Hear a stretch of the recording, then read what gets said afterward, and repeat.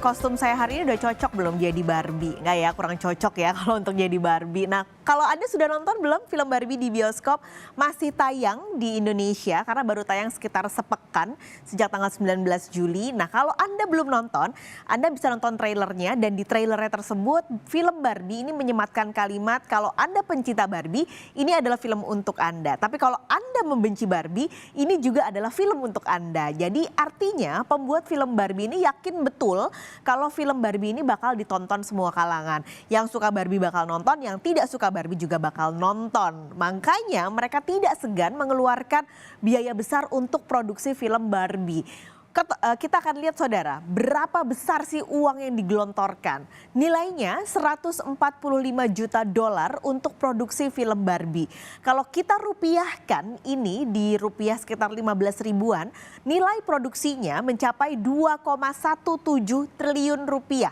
Itu secara rupiah. Nah, film live action Barbie ini sebenarnya sudah pernah mau diproduksi. Ini di tahun 2016, tapi ketika itu batal karena ceritanya dinilai kurang feminis. Hingga akhirnya di tahun ini, di 2023, Barbie dirilis dengan keyakinan meskipun gelontoran uangnya besar 145 juta dolar, tapi pasti balik modal. Padahal kalau Anda lihat di bioskop, di saat yang sama banyak sekali film yang tidak kalah apik dirilis. Seperti ada Mission Impossible, lalu juga ada Oppenheimer yang sama-sama dirilis di hari yang sama dengan Barbie. Tapi pembuat produksi film Barbie ini yakin kalau bakal balik modal gitu dari keuntungan dari para penontonnya. Pertanyaannya, apakah Barbie sudah untung? Nah, kita lihat saudara, dari tanggal 19 sampai tanggal 22, berarti baru sekitar 4 hari lah ya diputar di seluruh dunia. Film Barbie per 22 Juli sudah berhasil meraih untung 158,9 juta dolar. Yang artinya untungnya dari pendapatan film ini sudah lebih tinggi dari produksi tadi di angka 145 juta dolar.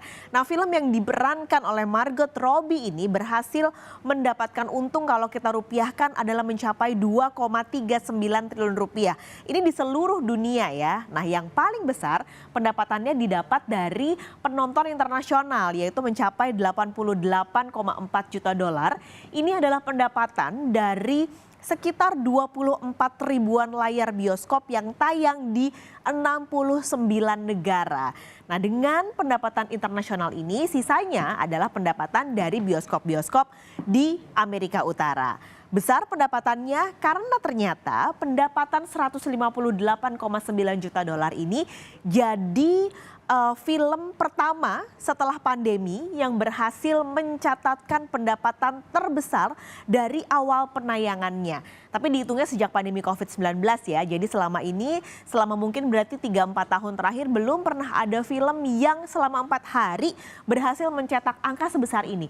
158,9 juta dolar. Nah, jadi sebenarnya rumah produksi Warner Bros, karena ini di bawahnya Warner Bros, terbilang sukses ya menggelontorkan dana besar karena Barbie ternyata menjadi film ketiga dengan dana terbesar yang pernah dikeluarkan oleh Warner Bros untuk produksi film. Setelah yang pertama adalah Harry Potter and the Deathly Hallows, dan juga yang kedua film terbesar adalah Batman 5. Nah, ini jadi film ketiga yang dananya cukup besar digelontorkan oleh Warner Bros. Nah, ternyata yang kena cuan dari momentum film Barbie ini juga tentu adalah perusahaan pemproduksi Barbie, yaitu Mattel. Sahamnya saudara dalam 3 bulan terakhir ini semenjak gencar sekali promo-promo film Barbie naiknya 22%. Sementara ini adalah pergerakan selama 1 bulan dari 26 Juni ada di angka 18,14 dolar, lalu bergeser ke 1 bulan kemudian yaitu di tanggal 21 Juli terakhir penutupan ada di angka 21,18 dolar Amerika. Nah, dalam 1 bulan terakhir artinya pergerakan saham Mattel ini naik sekitar 3%. Tapi memang di hari-hari terakhir nih ya, sekitar di sini saudara, di 5 hari terakhir ini saham Mattel mulai masuk ke zona merah meski sebenarnya turunnya cukup tipis di bawah 1%, yaitu 0,09% kalau melihat dari perdagangan Kamis ke hari Jumat, dan ditutup di angka 21,18 dolar.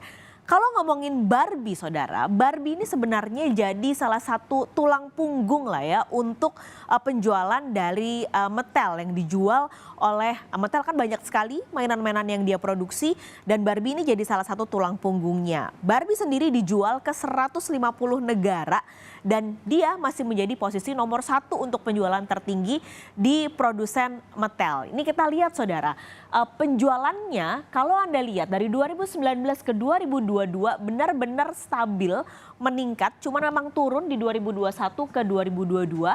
Baru setelahnya disusul oleh Hot Wheels sebagai penjualan nomor 2 tertinggi di Mattel, dan yang terakhir ada Fisher-Price dan Thomas & Friends menjadi posisi ketiga untuk penjualan di Mattel, dan kontribusi Barbie dalam penjualan Mattel ini mencapai 27%. Jadi cukup besar ya. Makanya kenapa akhirnya mainan ini ketika dibuat live action dan sudah berusia 64 tahun, kehadirannya itu sangat dinanti terutama oleh para pencinta Barbie. Akhirnya nggak hanya para pencinta Barbie yang berbondong-bondong pengen banget nonton, pengen mengoleksi juga mainan-mainan yang diluncurkan khusus dari film ini.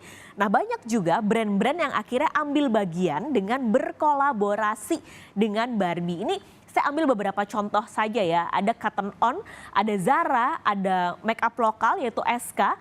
Bank Mandiri juga mengeluarkan kartu e-money mereka dengan bergambar Barbie, dan juga dari food and beverage ada Krispy Kreme nih mengambil bagian dari marketing Barbie. Ada yang dijual di Indonesia, ada yang belum masuk di Indonesia. Anda bisa lihat beberapa brand juga ikut ambil bagian, tidak hanya 5 brand besar ini saja. Nah, sebenarnya kolaborasi ini nggak hanya sampai brand-brand saja, tapi kalau di Indonesia atau di Jakarta lebih tepatnya ada beberapa mall yang membuat khusus untuk tempat foto-foto begitu, bahkan juga di halte Transjakarta di Bundaran HI ini semua dibuat menjadi pink gambar-gambar Barbie sebagai bentuk dari marketing kolaborasi brand dan juga film Barbie. Tidak hanya kolaborasi ini saja yang bisa Anda lihat nanti dan Anda cari kalau Anda pencinta Barbie. Nah, kalau Anda sudah nonton di film tersebut juga banyak sekali produk placement yang mungkin kalau Anda nonton Anda nggak sadar kalau itu adalah produk placement.